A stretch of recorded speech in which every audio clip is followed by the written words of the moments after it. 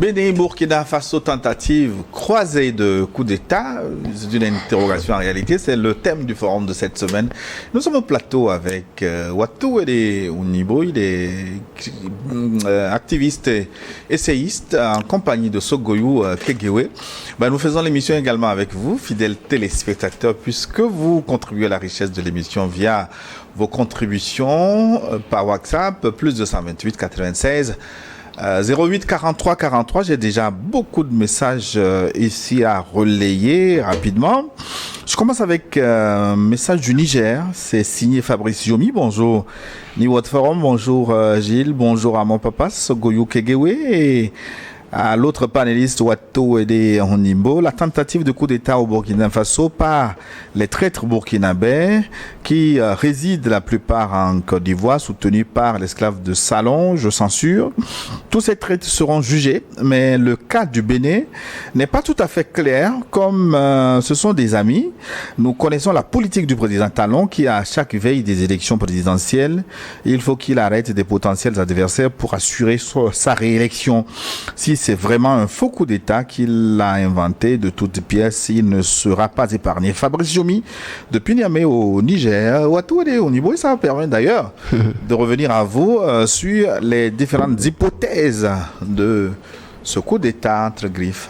Moi, je pense, comme je le disais tout à l'heure en off, qu'on peut émettre facilement trois hypothèses à l'annonce de cette tentative de coup d'État. La première hypothèse qu'on peut rapidement évoquer, c'est que des amis de longue date, parce que Olivier Bouka, M. Olivier Bouka, M. Patrick Talon, c'est des amis de longue date, des gens qui se sont connus depuis longtemps, qui ont fait les affaires ensemble et qui se sont retrouvés dans le champ politique.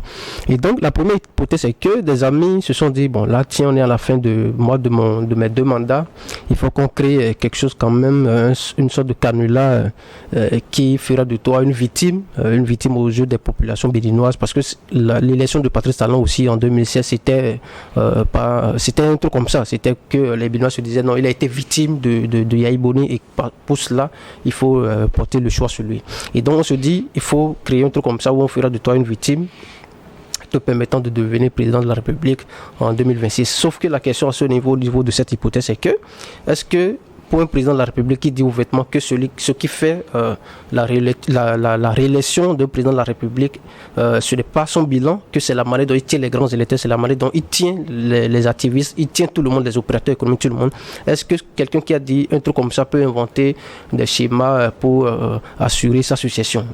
C'est des questions qu'on peut se poser. La deuxième hypothèse, si je peux le faire rapidement, la deuxième hypothèse est que, et je voudrais pencher beaucoup plus à cette hypothèse, c'est que le président Patrice Talon se dit, là, Olivier, tu n'es pas parmi ceux qui, en tout cas, les gens qui vont me suicider, ou le candidat qui va me suicider, le président qui va me suicider, tu n'es pas mon choix. Oui, il a déjà dit. Il a dit à maintes fois. Il a dit, je pense, une fois, en décembre 2023, je pense bien le 23 décembre 2023, où il a dit que lui, il ne veut pas que ce soit ses amis, ses copains qui assurent ses arrières, et qu'il ne veut même pas que quelqu'un assure ses arrières. Et en le disant, il avait même dit à la suite de la déclaration du ministre Oswald Omeki, qui avait dit explicitement que lui, il voudrait que toute la mouvance présidentielle, en tout cas les gens qui ont des ambitions présidentielles, puissent abandonner leur ambition présidentielle et puissent maintenant porter Olivier Bouka pour l'association du président Patrice Talon. Le président n'a pas désiré cela. Il a dit devant caméra... mais qui même a été dégommé du gouvernement. Oui, il a été dégommé. Le président Patrice Talon a insisté sur un fait. Il disait le jour-là que lui voudrait que le prochain président de la République puisse sortir d'un parti politique. Et donc il dit clairement à ces gens-là qu'ils ne font pas partie de son plan ou de ses plans pour l'association, pour sa succession en 2026. Et donc c'est que après avoir dit ça et après avoir constaté que sur le terrain ce n'est pas forcément ce qu'on lui dit en offre, qui est que Olivier ne sera pas candidat, mais qu'il constate que les gens à Olivier, les amis d'Olivier, les jeunes autour d'Olivier ont commencé par faire une pré-campagne avec de grands moyens. C'est ce qu'on constate au Bénin, avec de grands moyens. Et il se dit, là, Olivier n'est pas mon candidat. je me dis, il se dit, Olivier n'est pas mon candidat, voilà qu'il est en train de gagner le terrain. Est-ce qu'il ne faut pas, ou est-ce qu'il ne faudrait pas lui trouver, comment on appelle, quelque chose, court-circuitant son projet, parce qu'il n'est pas celui que j'ai choisi. Est-ce qu'il ne faut pas lui créer quelque chose pour le court-circuiter? Ça, c'est encore une autre hypothèse. Et là, ça sera très dramatique. La troisième hypothèse, c'est que Olivier, avec ses amis, se sont sentis complètement exclus du système. Et je pense que c'est ce qui arrive à tous les Béninois. Parce que tous les Béninois, pratiquement, se sont sentis exclus du processus électoral ou des processus électoraux depuis l'arrivée de M. Patrice Talon. Et parce qu'ils se sont sentis complètement exclus, ils se sont dit, mais attends. Ils se seraient dit peut-être, attends, la seule voie pour nous de finir avec tout ce qui pourrait appeler désordre électoral, c'est qu'on puisse aller vers un coup d'État. C'est une hypothèse, je ne dis pas que c'est ce qui s'est passé, parce qu'il n'y a plus de possibilité en réalité aujourd'hui pour un candidat d'affronter, que ce soit peut-être Patrice Talon ou son successeur. Il n'y a pas... Le code électoral a été vicié d'une manière où, si M. Patrice Talon ne dit pas que c'est vous, candidat, lui son candidat, vous ne pouvez pas être le candidat. S'il ne dit même pas, ça c'est un fait, on ne vend rien, s'il ne dit même pas que le candidat de l'opposition, c'est telle personne, c'est que cette personne ne sera pas candidat. C'est ce qu'on a vu en 2021 où on nous a fabriqué des candidats qui ne sont même pas connus à Calavi, qui ne sont même pas connus à Cotonou, pour même penser être connus dans les 77 communes du Bénin. Et donc, c'est que les autres peut-être se sont dit, là, tout est vicié et il faut que peut-être on prend pas une voie qui n'est pas forcément la voie légale, la voie adéquate, et puis on rabat toutes les cartes à zéro, et puis bon, on recommence sur un autre processus clairement. C'est des hypothèses. Oui, Gilles, cette histoire me fait penser à la récitation qu'on apprenait quand on était au cours primaire, le voleur et l'âne. Donc, pour un âne enlevé, 2 voleurs se battaient. Tu sais qui sont voleurs dans cette affaire. Tandis que coup de poing s'échangeaient à se défendre, ils se battaient entre eux maintenant pour savoir à qui appartient l'âne. L'un voulait le garder, l'autre le voulait vendre. Attention, ici il y a quelqu'un qui veut garder quelque chose et l'autre qui veut prendre sur quelque chose. Arrive un troisième larron qui saisit Maître Ali Boros, qui s'empare de l'âne. Moi je dirais à Boko et à son ami Talon, vraiment de faire la paix rapidement pour qu'un troisième larron ne vienne pas fausser tous leurs plans. Comme le disait M. Macky Sall. Tout est possible. Voilà. Son Excellence est prophète sur beaucoup de sujets. Attention à ce qu'il dit. Non, mais le président Macky Sall avait dit ça à ses opposants. Il faut qu'on fasse attention parce que si nous ne faisons pas attention, d'autres acteurs peuvent venir facilement sur le terrain. Et puis s'emparer de l'âne. Bonjour New World TV, c'est Abdoul depuis Bruxelles. Monsieur Gilles nous a tué de rire. Je cite Boko n'est pas mon frère malgré son nom. Aïe, on peut avoir peur comme ça. Non, c'est pas une question de peur, c'est juste une question de clarification. Baba Sogoyou Kegoué est notre invité du jour. Dieu vous protège et vous garde. Soyez bénis. À la semaine prochaine. Merci beaucoup. Abdoul depuis Bruxelles. Je prends maintenant un message du Togo. Bonjour Niwod. Depuis quelques jours, il y a un certain Robert Bourgi qui a fait une sortie dans laquelle il disait que c'est Gbagbo qui avait gagné les élections. Aidez-moi à lui poser des questions, à savoir où était-il durant tout ce temps et pourquoi c'est maintenant qu'il faut sortir ces révélations. Qui l'a envoyé? Qu'est-ce qu'il cache? Merci, c'est Bataba qui nous écrit depuis Kara. Oui, Robert Bourgi, il était toujours là. Son travail, c'était d'aider à voler le pouvoir à Gbagbo. Il a aidé, il ne peut pas parler. À l'époque, c'est Sarkozy qui l'avait missionné.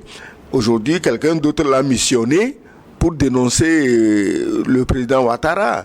Ouattara qui a quand même servi la France avec zèle et qui continue d'ailleurs de la servir avec zèle.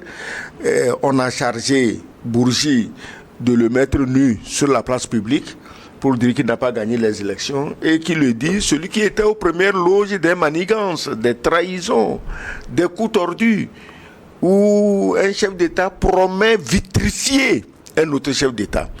Et effectivement, Gbagbo, mais il est né pour vivre, sinon il voulait effectivement le vitrifier.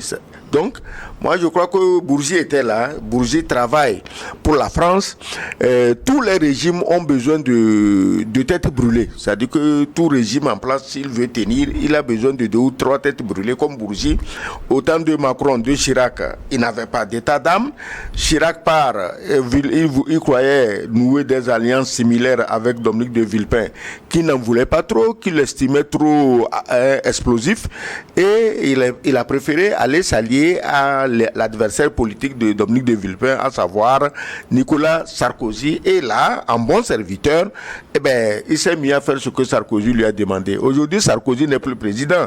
Sarkozy aussi, c'est vrai qu'il ne meurt pas de faim, mais pour joindre les 2 bouts, il se fait de temps à autre conseiller quelque part au Qatar, avec l'appui de son ami qu'il est en train de dénoncer aujourd'hui.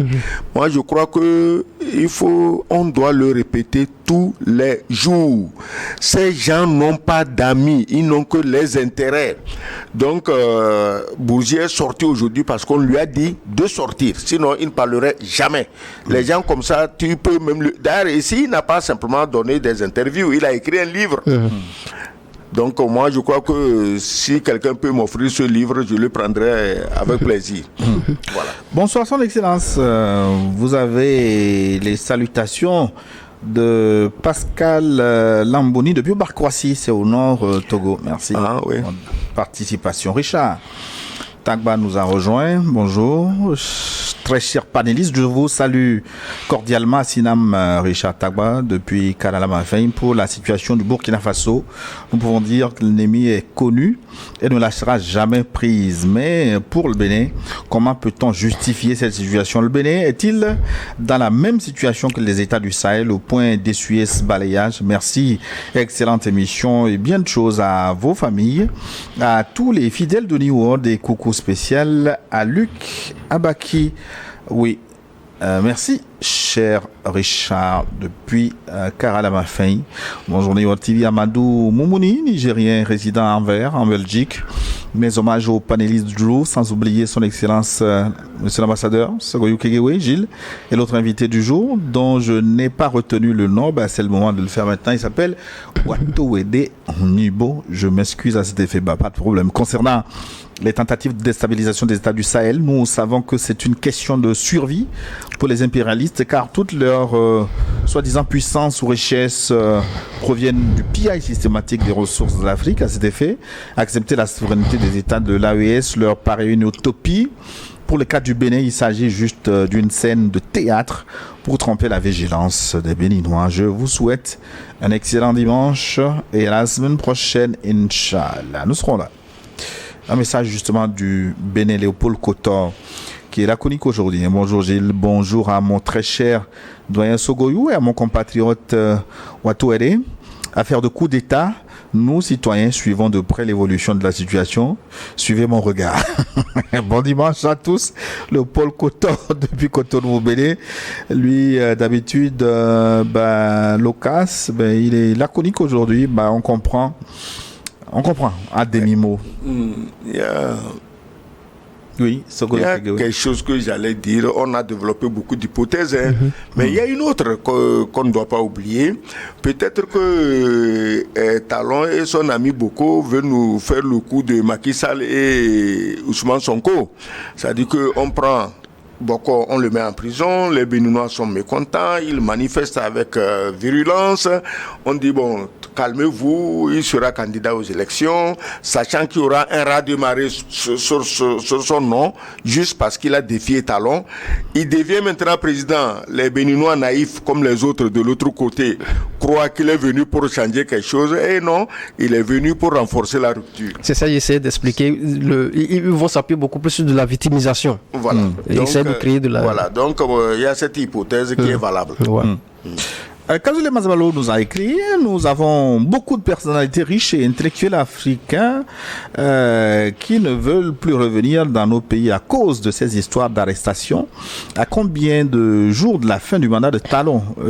Cette affaire n'a même pas de sens. Talon a peur chaque jour à cause de la situation du Sahel actuellement et que la France actuellement ne veut pas perdre le Bénin, donc veut que Talon reste toujours au pouvoir afin qu'il puisse installer une base militaire au nord Bénin. Vraiment, nous devons changer de mentalité et construire ensemble nos pays africains avec nos frères africains. C'est le petit frère de monsieur Kegewe, Kazoulé Mazabalo, depuis Cotonou au Bénin. Ouais. Nous avons un message du Niger. Omar Archil depuis Difa au Niger. Bonjour Gilles, salutations à mon cher ambassadeur, chapeau à toi, l'avocat du Sahel, et mes sincères salutations à tous mes frères togolais, surtout à son excellence monsieur le président togolais, l'homme calme et courageux. Merci. Le message est passé. Bonjour Niro TV, merci à tous. Pour votre contribution infaillible à l'émancipation des consciences africaines. Nous continuons à vous suivre. Les révélations de Bourgi ont crevé l'abcès. Les peuples africains doivent prendre leur destin en main. Bon dimanche, c'est Ousmane qui nous écrit depuis N'Djamena au Tchad, le Bénin. Ils sont nombreux à nous écrire. Bonjour Niwod, ravi de suivre la messe du dimanche sur votre chaîne. Vraiment, New World est panafricaine qui prône les valeurs africaines. Mon inquiétude est sur la sécurité de Papa Sogoyou et la durabilité de notre valeureuse chaîne par vous. Le Togo est aujourd'hui le pays phare de l'Afrique de l'Ouest. Longue vie à New World, à Gilles Sogoyou et au président fort Kassira Koto Aboubakari du Bénin. Merci à notre frère de se faire du souci sur ma sécurité. Aujourd'hui, dans le monde où nous vivons, même les chefs d'État ont des problèmes de sécurité. Absolument. Donc, à plus forte raison, un simple citoyen, qu'est-ce que tu veux? Je ne vais quand même pas me déplacer dans un char d'assaut, même si tel était le cas, il y a des obus qui perforent le char d'assaut et qui te crament proprement dedans. Donc, je crois qu'il reste à me remettre entre les mains de notre Créateur, et il s'occupera du reste. Sinon, quelle sécurité? Quelle sécurité, effectivement. Salut New World Forum, salut distingué à vous Gilles et à son excellence l'ambassadeur. C'est joli garçon depuis Mango. J'ai vraiment versé des larmes quand j'ai suivi les aveux de Robert Bourgi. Franchement, qu'on arrête de penser que Jésus viendra nous sauver de notre sort s'il existe vraiment. C'est triste de voir dans quoi l'Afrique a vécu pendant tant de décennies. Après nos prétendues indépendances unies, on restera fort et la France tombera de gré ou de force. Watoueli, notre téléspectateur, dit avoir versé des larmes. Vous avez suivi Bourgi aussi? Qu'est-ce que vous pensez? Moi, j'ai suivi Bourgi. J'étais pas du tout ému parce que j'avais lu l'ouvrage de Laurent Gbagbo, du président Laurent Gbagbo, avec François Mattei en 2015, je pense, qui avait parlé un peu aussi de comment cracher dans le bassinet en France. Et c'est pas nouveau pour moi parce que moi, de ma position petite, j'ai toujours cherché à connaître un peu plus la France-Afrique et c'est toujours des événements du genre. C'est des scandales économiques, c'est des scandales financiers. Les gens s'en ont parlé. Verschav parlait même de la mafia Afrique. Et je pense que c'est ce qui se passe. C'est malheureux, très malheureux de constater que nos dirigeants ne s'appuient pas sur la population, mais comptent sur une onction française qui leur permettrait de durer au pouvoir. Et c'est ce qui se passe actuellement au Bénin, disons-le très clairement. Mais est-ce que ce que vous appelez onction française, est-ce que c'est pas un panneau dans lequel tombent généralement la plupart de nos chefs d'État? Non, mais ils ont tout le temps. Ils ont le choix. Est-ce qu'ils ont le choix en réalité? Parce que tel que vous voyez la toile se tisser, est-ce qu'on peut y échapper facilement? C'est pour ça d'ailleurs parfois quand on parle des histoires de coup d'État, je me dis parfois est-ce que les 3 cas du Burkina Faso, du Mali et du Niger ne sont pas quelque part des exceptions.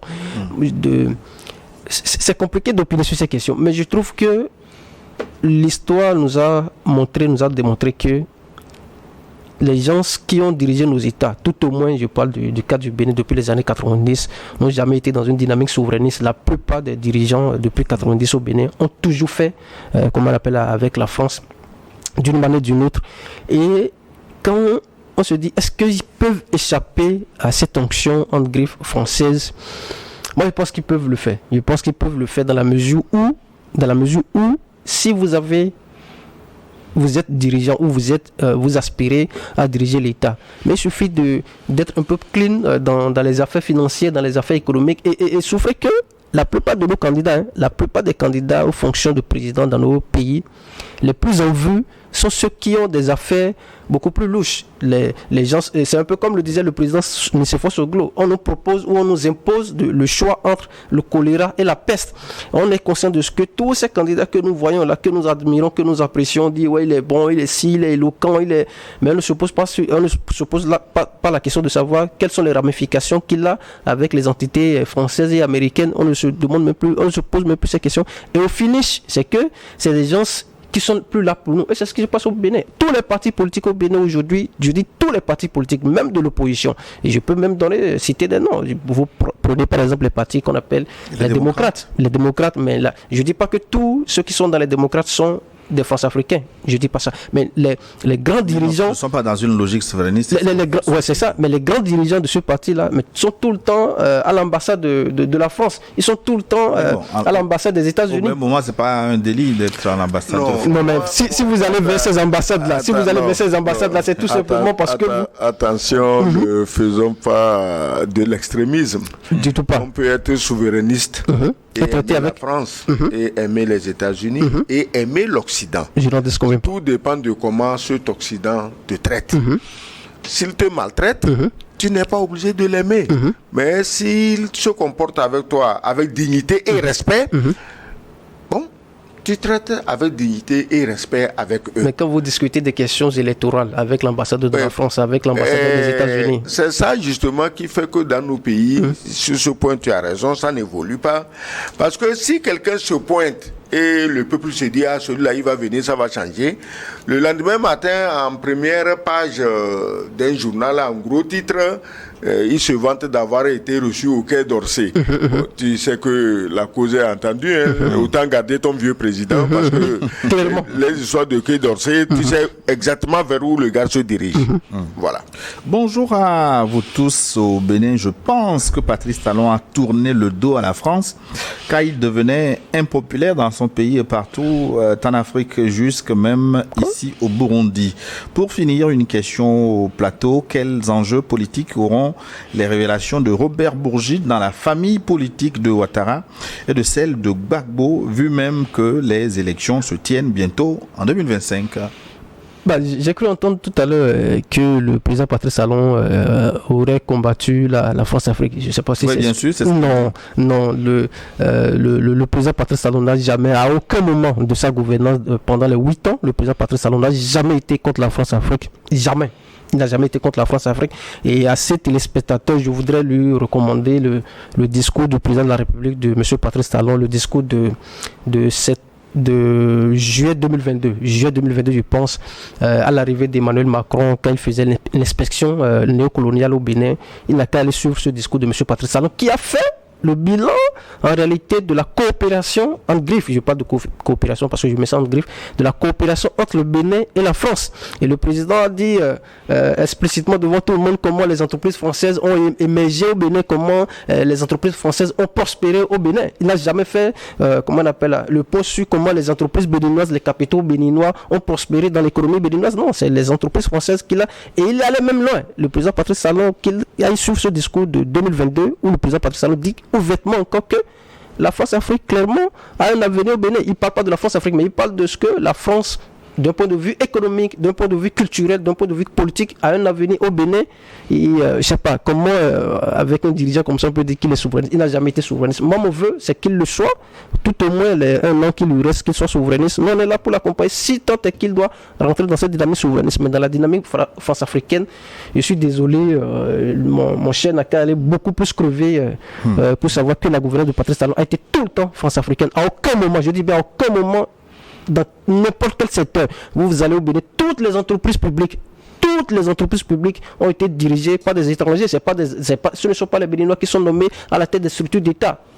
Comment on peut parler de souverainisme à ce niveau-là? Moi, je voudrais qu'il le soit davantage, mais il ne l'a jamais été. C'est pas trop là-dessus, mais bon, que toutes les sociétés soient dirigées par des étrangers, bon, moi j'ai même peut-être une petite réserve. Hein. Ouais, on aurait voulu, parce qu'on dit souvent qu'il y a des Béninois, des Togolais, des Africains un peu partout dans les autres pays qui dirigent telle chose. Mais moi, je n'ai jamais encore vu un Africain diriger une société d'État, comme on appelle occidentale, française. Non, j'ai toujours vu des gens qui se sont d'abord intégrés. Je ne parle pas de ceux des Noirs qui sont intégrés dans ces sociétés, qui ont des nationalités dans ces sociétés. Je parle des gens qui ne sont même pas béninois, qui n'ont même pas une nationalité béninoise, mais qui sont à la tête de nos sociétés d'État. C'est un drame pour moi. Ouais. Je crois quand même que nos pays ne sont pas un désert de compétences. Comme il le disait. C'est l'expression qu'avait utilisée le président. Nos pays ne sont pas un désert de compétences, mais quelquefois ils tendent à devenir un désert d'intégrité morale. Donc, si à la compétence tu peux ajouter l'intégrité morale, tu peux gérer nos sociétés mieux que les Toubabs. Est-ce que tu comprends? Les Européens, vous savez, on dit tout ce qu'on veut d'eux, hein, mais quelquefois, quand ils savent que tel peut défendre nos intérêts, ils n'hésitent pas à l'utiliser, même si les Chinois, Africains. Regarde l'actuel Tian Thiam, le futur possible candidat de la France-Afrique, de la France-Afrique. Mais il a été quand même, je crois, directeur du Crédit Suisse. C'est pas de la blague, c'est le Crédit Suisse. Donc, c'est parce que ces gens ont vu que ça va arranger leurs affaires. Dans nos pays, il y a des structures à la tête desquelles, si on sait qu'en mettant tel, il peut sortir la société de l'ornière, qu'on le fasse, hein, peu importe s'il est chinois, papou, caldoche, bon, qu'on le mette. Parce que l'essentiel, il faut que ça marche. On va tourner en rond. Sauf que vous prenez le cas du Bénin, par exemple, tous ces gens-là qu'on a nommés de la société d'électricité jusqu'à aujourd'hui, la plupart des sociétés, mais ils n'ont pas un bilan positif. Hein. Ils ont tout le temps, la plupart, vous prenez la société d'électricité, après on va te dire 800 millions seraient retrouvés sous le lit du directeur, comment on appelle, belge, qu'on a nommé dans cette société. Et on ne fait même pas, on nous dit, hein, le monsieur il rentre tranquillement dans son pays. Le directeur belge fait ce qu'il a vu faire par les Béninois. Par les Béninois, pas les Béninois, pas les dirigeants. Je pense que pas les dirigeants. Oui, donc, ouais. Alors, on revient au plateau. Je voudrais donner le bénéfice de doute aux autorités béninoises sur cette tentative de coup d'État, même s'il y a beaucoup de zones d'ombre donc dans la planification. Il faut noter que M. Boko, le béninois, a été pris suite à un court séjour en France où il aurait rencontré les faiseurs de rois en Afrique francophone. En outre, il paraît que M. Talon serait passé par ce canal pour accéder au pouvoir. Selon moi, il s'agit de faire pression sur M. Talon pour devenir plus docile. Car dans la foulée, le Bénin a fait accoster un navire de guerre au port béninois. Pour finir, les peuples de l'AES sont derrière leur chef d'État, et il n'y aura aucun coup d'État. Nos chefs d'État sont avertis, il faut nécessairement composer avec la population pour éviter cette soumission. Oui, l'histoire du séjour de Olivier Boko à Paris, c'est ça qui me fait penser personnellement que Olivier Boko ne veut pas faire un coup d'État. Parce que mais si tu veux renverser Talon, ce n'est quand même pas à Paris que tu vas aller préparer ça. Aujourd'hui, sur la côte ouest africaine ici, mais Talon est le meilleur représentant de la France. Il y a l'autre, mais lui, il est vieux. Talon, il est encore tout jeune, tout solide. Hein. On peut miser sur lui encore pendant 10, 15, 20 ans.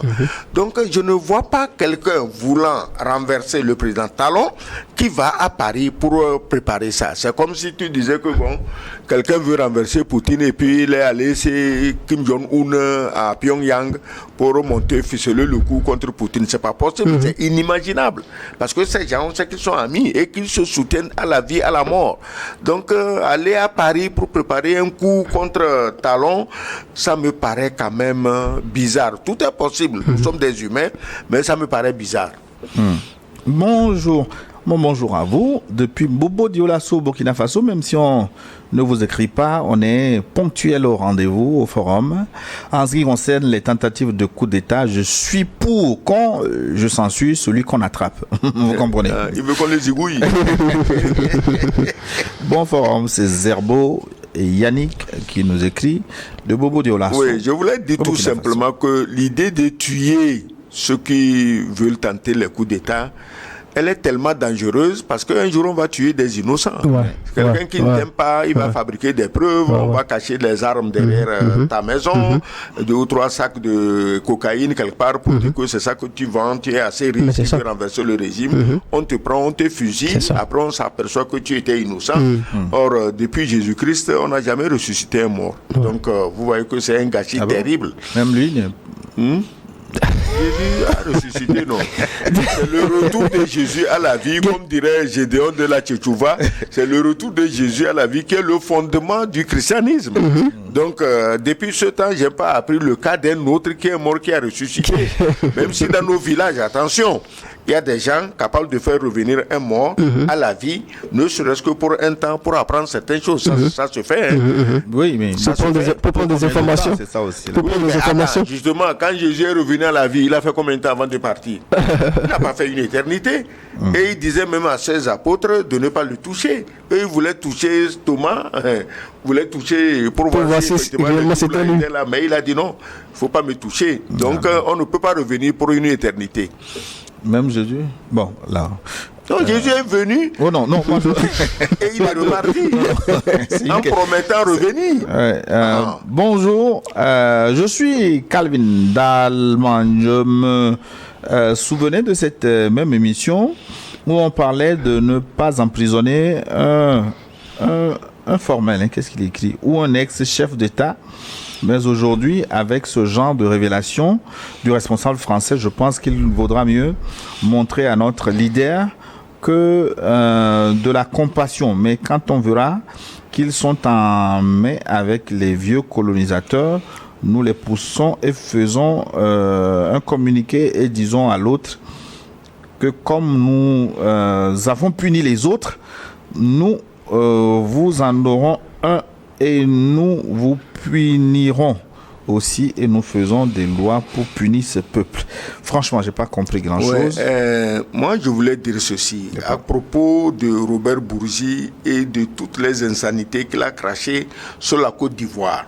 Bon, j'attends et je suis sûr que la Côte d'Ivoire, d'une façon ou d'une autre, en tant qu'État, va répondre. Ouattara, en tant que chef de l'État, aura un mot à dire. Même s'ils ne le disent pas, je dis et je répète que si jamais, moi je crois même que c'est une occasion exceptionnelle pour permettre aux Ivoiriens de se donner la main. C'est-à-dire qu'on se dise que les vainqueurs présumés d'hier et les vaincus présumés d'hier ont compris le jeu de celui qui les manipule et veulent une bonne fois pour tous sortir de ce jeu et que les Ivoiriens ne s'entretuent plus pour que les djembés de Robert Bourgi se multiplient. Ça, il faut éviter ça. Parce que les histoires des djembés, mais c'est pas seulement Compaoré qui connaît les djembés, hein, il y en a partout. Donc, il faut pas qu'on tue encore un seul Ivoirien à cause de ce que Bourgi a raconté. C'est comme ce que disait Diderot, le même mal vient ou de Dieu qui nous éprouve ou de Satan qui nous tente. Hein. Le même mal viendrait de Gbagbo qui donne 3 millions de dollars que de Ouattara qui accepte. Non, Gbagbo, on l'a obligé. Ouattara, lui, n'a pas donné tel ou tel nombre de millions de dollars, puisque il a donné toutes les entreprises. C'était buffet ouvert, self-service.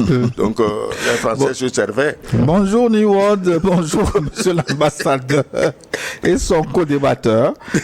Bonjour Mawena. Ah ben c'est bien, ben c'est un joli prénom, Mawena. C'est pour moi, hein. Excellence. Oui. C'est authentique. La prochaine fois, je vais enlever Gilles. Appelez-moi désormais Mawena. C'est là de l'authenticité. Bonne messe à vous. Pour moi, le cas actuel du Bénin ne peut pas être comparé à celui du Burkina Faso actuel. Par contre, c'est assimilable à celui du Burkina des années 87. Je sais que vous comprenez déjà. Quant aux jaloux du Sahel, ils vont toujours échouer. Julio Gada du Bénin nous a envoyé un message. Je salue mon frère Honibo et son excellence Kegewe Gilles. Le modèle de démocratie imposé en Afrique francophone est incompatible avec le développement.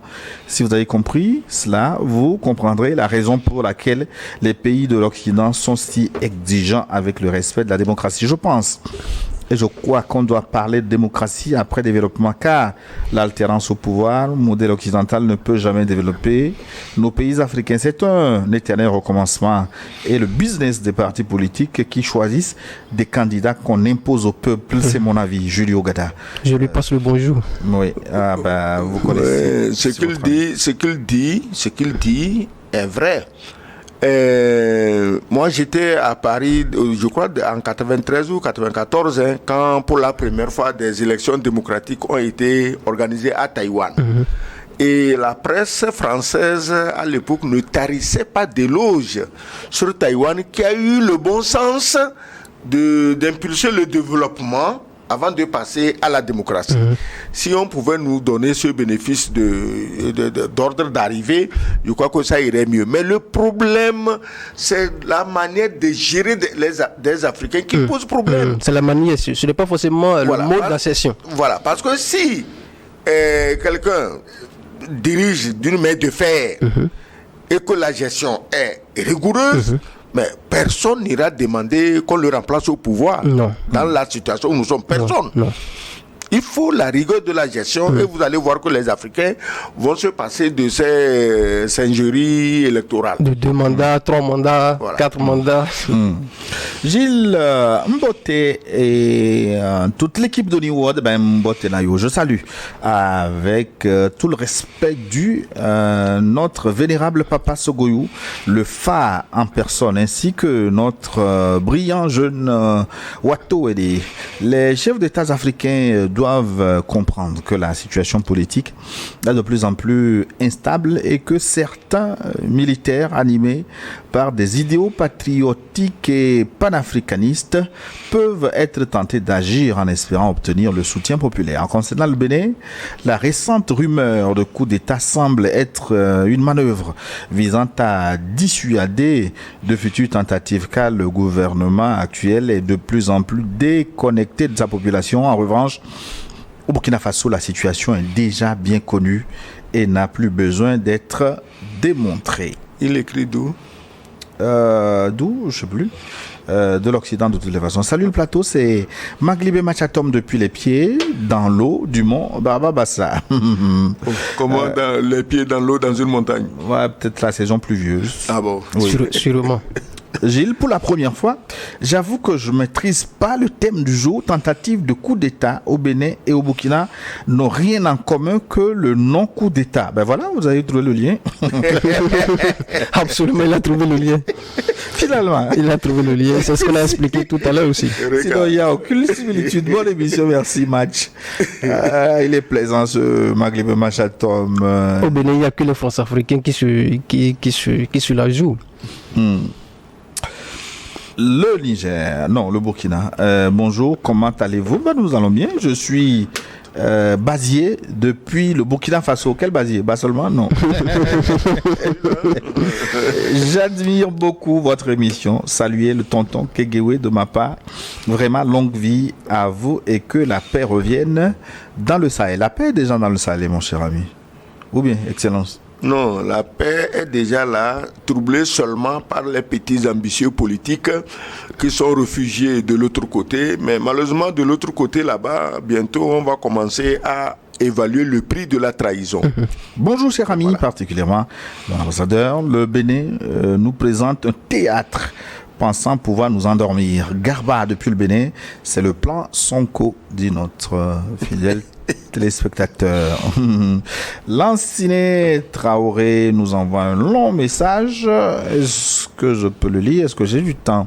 Bonjour, forum Lanciné Traoré. Bonjour mes amoureux débatteurs. Je pense que mon icône Sogoyou est en forme aujourd'hui. Il a fait un coup d'état à la grippe de la semaine dernière. Pour le débat d'aujourd'hui, je dirais tout simplement que les tentatives de coup d'état du Burkina et du Bénin sont de de même père, mais de mères différentes.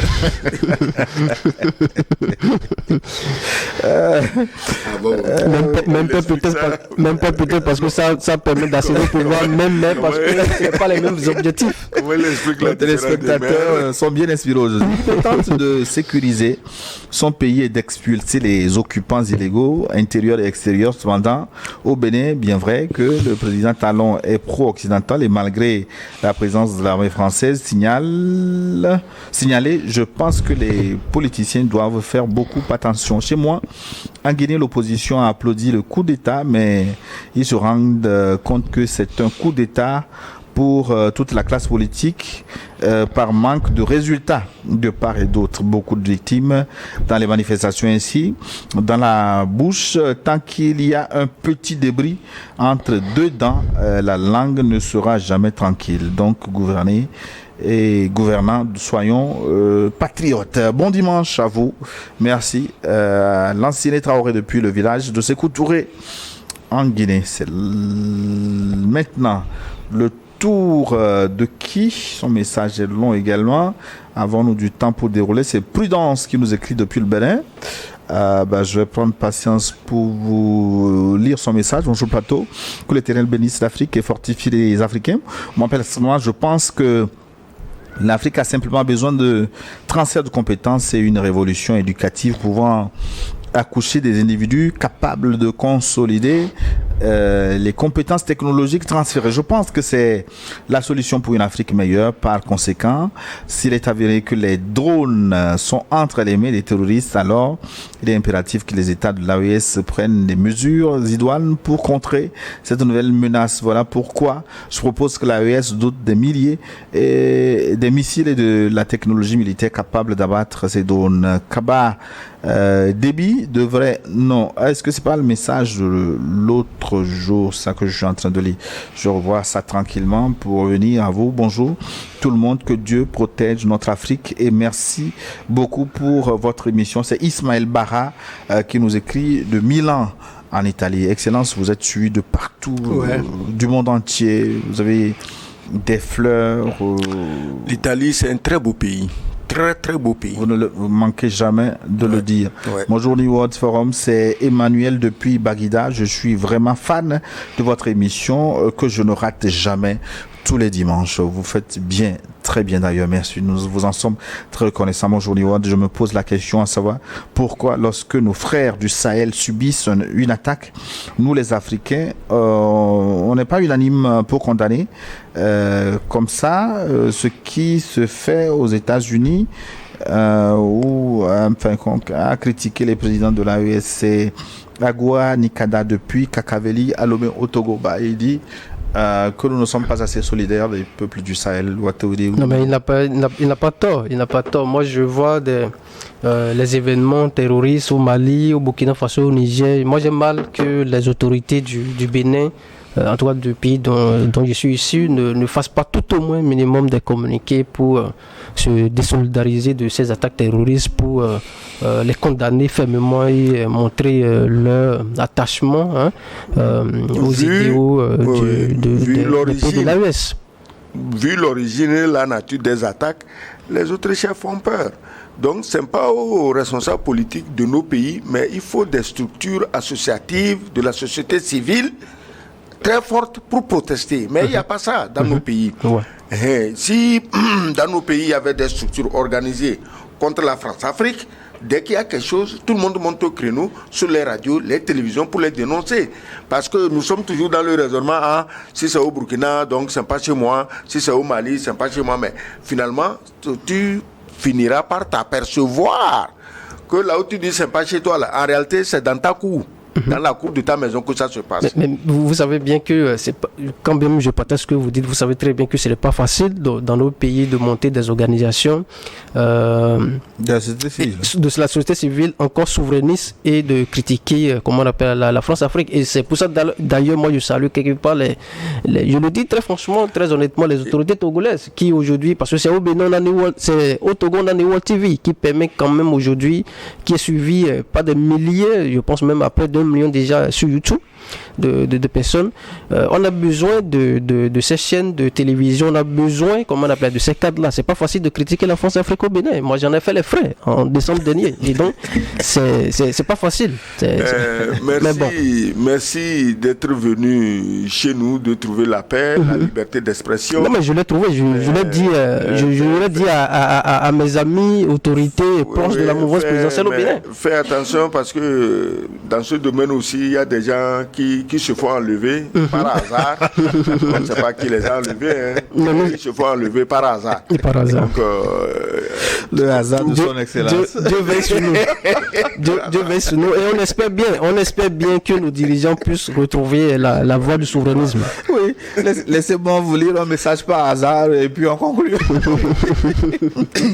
Salut, niveau de forum, mes respects à l'ambassadeur, à monsieur Gilles, appelez-moi désormais Mawena, et à monsieur Watouere. Merci à vous d'avoir reçu ce jeune soleil levant. Merci. Vous avez un surnom maintenant, un soleil levant. Merci bien. C'est le Japon, l'empire du soleil levant. Sur notre média panafricain New World, il faut qu'il sorte de temps en temps pour avoir la parole libre. Ce qui se passe au Burkina n'a rien à comparer avec les leurs du Bénin.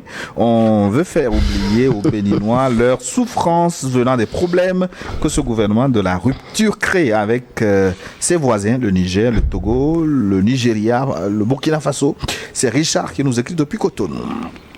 Voilà. On va conclure, non? Ouais. Non, laissez-moi, je vais trouver. Je vais tirer au sort. Je prends encore au hasard un message et puis je vous laisse conclure. Oui, bonjour à tous les débatteurs de ma chaîne préférée. Je réagis à propos du supposé coup d'État. C'est la danse des coqs dans la basse-cour. Talon ne veut pas partir. Ce procureur est aux ordres et ce monsieur, il a peur. Il doit s'effacer de ce poste. Je m'appelle Akouete. Je vous écris depuis Pointe-Noire, Congo-Brazzaville. Merci beaucoup de nous recevoir au Congo-Brazzaville. Watouele Wendimbo.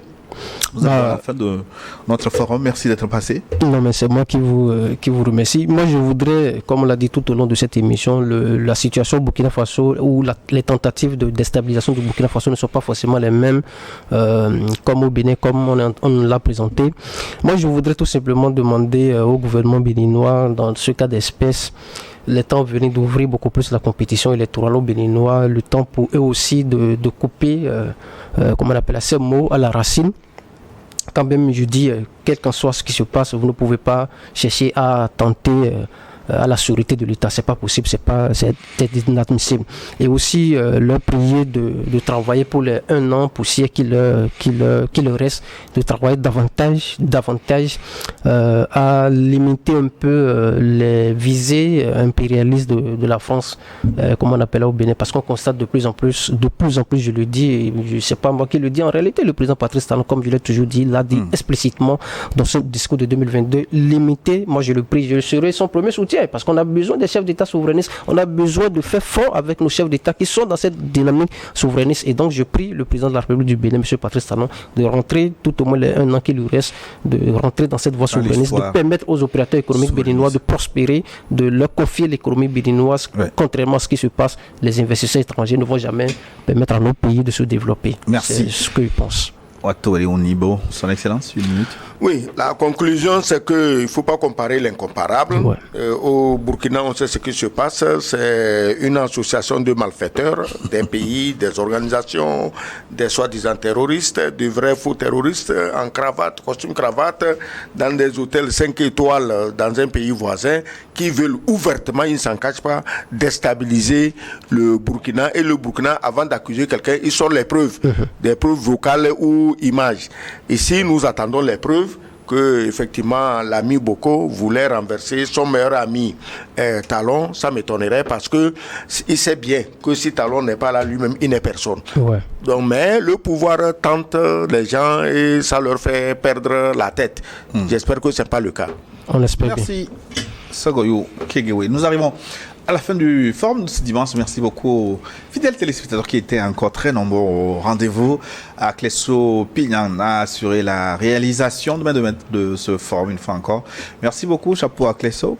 On se retrouve la semaine prochaine pour d'autres plaisirs, pour d'autres thèmes, pour d'autres questions, pour d'autres contributions.